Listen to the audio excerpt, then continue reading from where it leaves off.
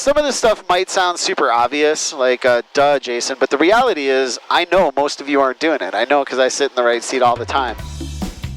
I'm Jason Miller, a full-time professional flight instructor. On the Finer Points channel, you can join me as I bring you tips and tricks that I've learned from 20 years on the flight line.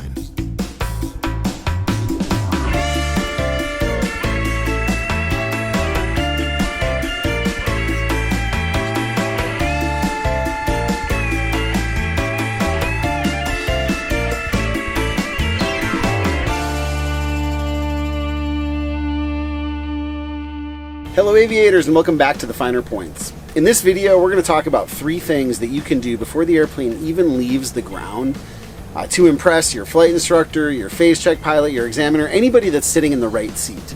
One of the things that we're evaluating when we sit there in the right seat is your airmanship, right? Your ability to sort of be one with the airplane, to think in front of the airplane, and be aware of the situation around you. And how you fit into that situation. It's a difficult thing to sort of measure, and there are a few obvious tip-offs when a pilot either has good situational awareness or good airmanship. All right, so one thing you can do that will demonstrate good airmanship is right when you start the engine, right? Have some awareness of what's going on around you, okay? So, you know, when you're starting the engine of a light airplane, one of the things you have to do is turn on the master switch. So before you do that, just make sure you look at the propeller. Make sure you look at the propeller and make sure no one's standing there. Now, will it start cranking if I turn on the master switch? Only if there's a failure in the starter contactor system, right? There is one failure mode where when I hit that master, if that failure has occurred, the prop would start cranking. So it's good airmanship to make sure that my kids aren't out there when I do that, right? And the next thing is you have to actually go ahead and crank it. So you're going to yell clear. Now, when you yell clear, you should look in front of you, you should look to the left and to the right, and you should also look behind you.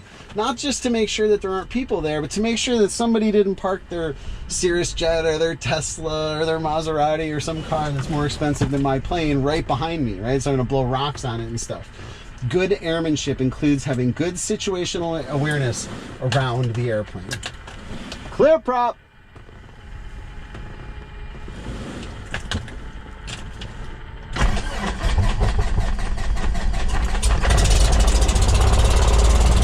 All right, now some of this stuff might sound super obvious, like, duh, Jason, but the reality is I know most of you aren't doing it. I know because I sit in the right seat all the time. Remember, when you start the engine, you're going to make sure the prop is clear before you hit the master, and you will look all the way around you before you crank the engine. The next thing that's going to demonstrate that you have good airmanship is not riding the brakes, all right? Nothing drives me crazier sitting here in the right seat, well, almost nothing, than seeing a student sort of go like this, right? Where there's 1,500 RPM and we're just riding the brakes to not go fast, okay? Remember, power back, get your feet off the brakes. If you need the brakes, you need the brakes, but you should be able to adjust your taxi speed with power and never be fighting power against the brakes, all right? And again, it's a brand new thing, so you can see that on yesterday's lesson, Pietro's doing a little bit of that, and it doesn't take much to correct it, but it's up to your CFI to tell you, then it's up to you to remember. We're following the yellow lane, right? Yeah, sort of, ish. I mean, you don't have to be right on it, but the other yellow, though, the one out there, yeah, good. Pull the power back just a little bit. All right, good. Yeah, let's slow down a little bit. We're going a little fast. There you go. See how it gets a little uncontrollable? I got the flight controls. I got it. All right, there we go. So, like, when you're taxiing, you want to kind of think of like think of yourself like an airliner. You know, like real slow and deliberate. Okay. Kind of more like that. And you should be able to find a power setting that just keeps you going, where you're not riding the brakes. They say you shouldn't taxi faster than a fast walk, but that's a really fast walk. Yeah. So, but if you keep that in mind, it'll help calibrate your starting point.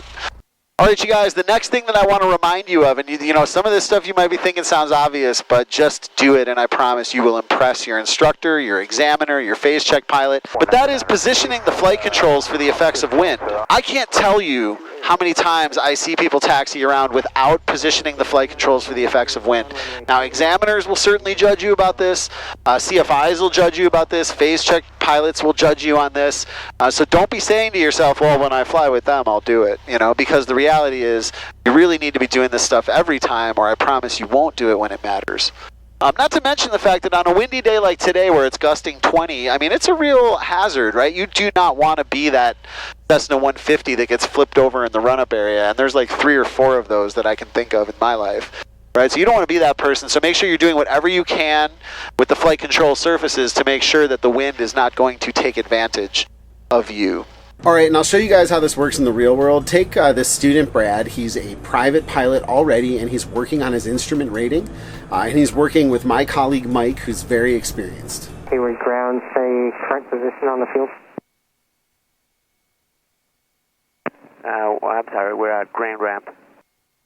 Nice job positioning the flight controls. Thanks, that took me a while to get down, Affirmative.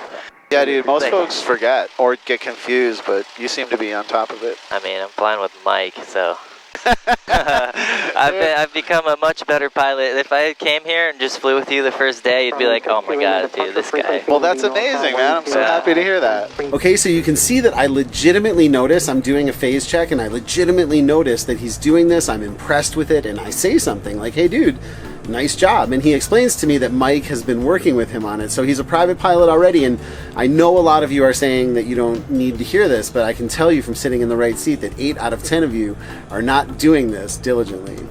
And some of you might not know what I mean by positioning the flight controls. So here you can see the winds are about 10 degrees off my nose. I'm turning into the wind and just sort of keeping the yoke neutral or back.